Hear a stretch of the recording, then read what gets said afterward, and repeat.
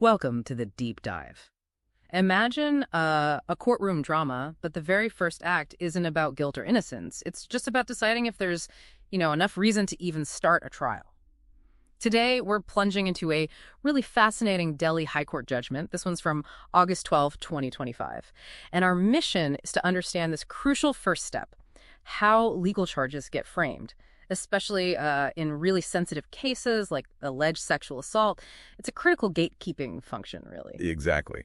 And this deep dive looks at a petition where the accused actually asked to be discharged. Okay. So basically asking for everything to be dropped before a trial even got going, it really highlights this delicate balance courts have to strike, protecting the accused, but also making sure serious allegations get heard. Okay, right. So let's unpack this specific case then. It involves a petitioner, Sachindra Priyadarshi, and he's accused of some very serious crimes. We're talking rape, assault, Criminal intimidation too, and forced miscarriages. wow. The complainant, the prosecutrix in legal terms, she alleged losing consciousness after having a cold drink from the accused, waking up unclothed, and then, repeated physical relations under threat. And those two alleged forced miscarriages as well. Powerful stuff. Absolutely. So the accused argues for discharge. He says, look, there are material discrepancies in her statements. And crucially, his big point was that the rape charge specifically couldn't stick because she declined an internal medical examination.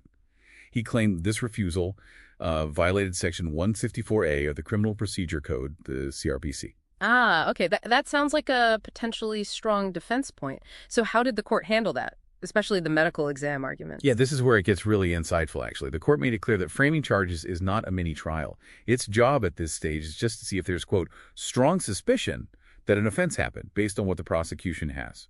They pointed to Supreme Court cases like Hazra DMV, State of Uttar Pradesh, which basically says minor discrepancies or even just the complainant's own statement can be enough to frame charges. That's a really key point. So for you listening, it means the court isn't demanding like a perfect, flawless case right at the beginning. It's more about seeing if there's enough substance, enough weight, even with maybe small inconsistencies to move forward. Okay, so what about that medical exam refusal then? Well, this was fascinating. The court ruled that her refusal of the internal exam wasn't fatal to the case, especially because, some time had passed since the alleged incidents. The court felt the overall requirement for a medical examination under the law was still met, perhaps through other means like general checks or history. So it drew a distinction there between one specific procedure and the broader legal need. Right, right. So it really comes down to the power, the weight of the victim's own testimony in these kinds of cases, doesn't it? Precisely. In sexual assault cases, which, let's face it, often happen in private, the complainant's consistent, detailed statements are vital. The ones given first to the police, Section 161, and then formally to a magistrate, Section 164. The court basically affirmed that these statements, especially if backed up by medical history, can absolutely form the prima facie material needed. Prima facie meaning like on the face of it, enough to proceed. Exactly. Sufficient at first glance to say, yes, this needs a full trial. So what was the final verdict on the charges against Sachindra Priyadarshi? Did they all stick? Well, the court upheld most of them. The charges for rape under Section 376, that's a specific one for repeat instances, stood. Also, physical assault, Section 323, criminal intimidation, Section 506, and causing miscarriage without consent, Section 313.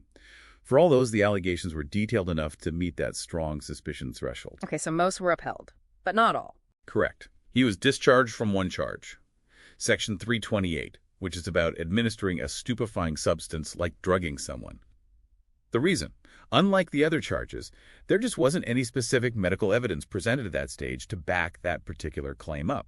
So it shows the court looking quite carefully, charge by charge, at the evidence available for each specific allegation. This really underscores it then. Framing charges is this crucial filtering step. It's not about guilt. It's about ensuring serious claims, when they have a solid initial basis, actually get to a full trial, letting the whole process unfold properly. Absolutely. And it does raise a further point, doesn't it? Yeah. As technology keeps advancing, DNA, digital evidence, how might the very idea of evidence and this concept of strong suspicion continue to evolve? Especially when we face increasingly complex criminal cases. That's definitely something to ponder as you reflect on this deep dive into the mechanics of justice.